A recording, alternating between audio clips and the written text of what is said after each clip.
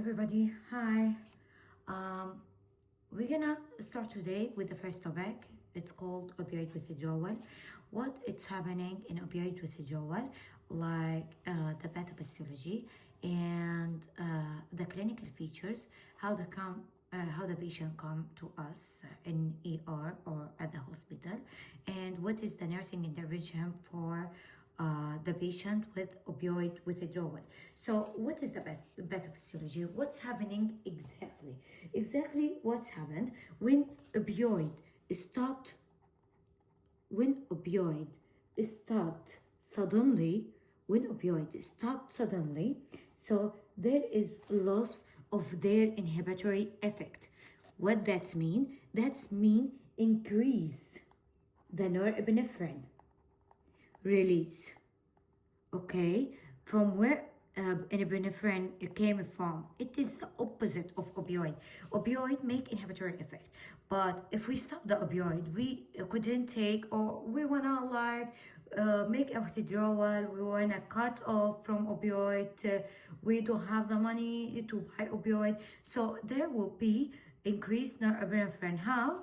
It will decrease the inhibitory effect that opioid make, and it increase the, as we say, norepinephrine release.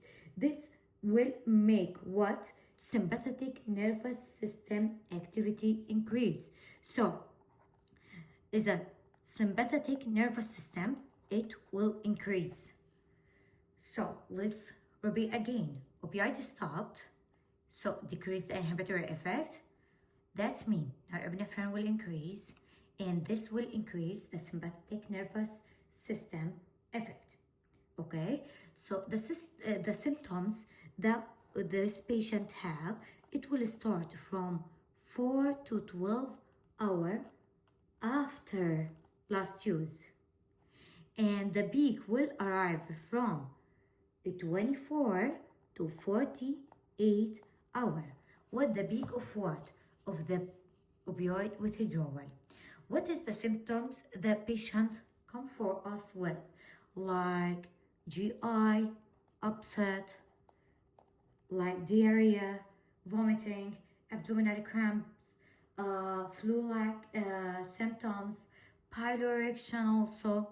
So it may make piloerection, I'm so sorry.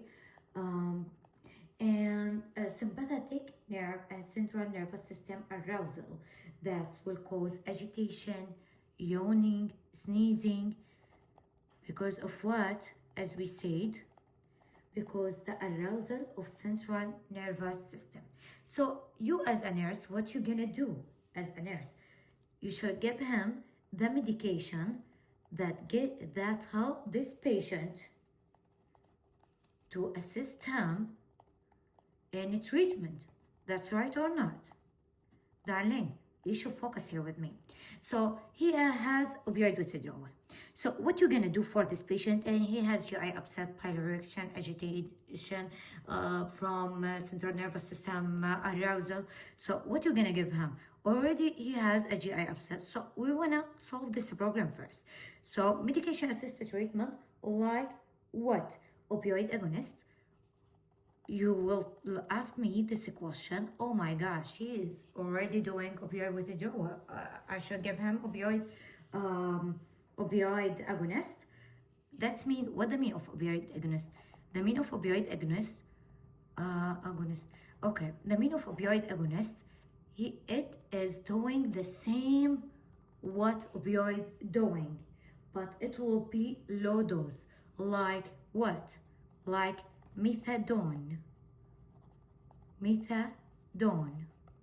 opioid agonist. It will work on the receptors of opioid, okay, like methadone. Just remember this name, methadone. And there is adjunctive medication, as we said, for GI upset. So we have here antidiarrhea,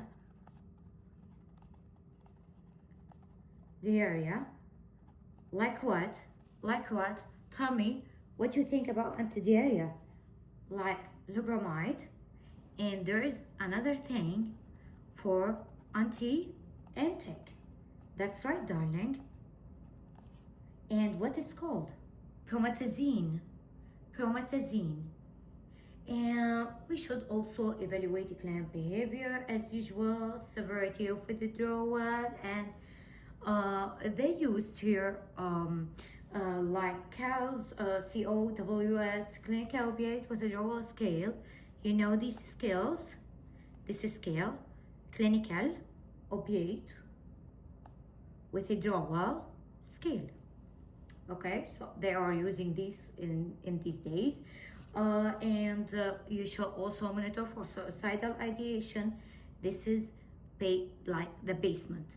This is the base that you should look for this patient. Monitoring long-term sobriety. There is also, you can refer them to supportive group and residential treatment program and family therapy. So this is my first like topic for now, and this was a NCLEX exam.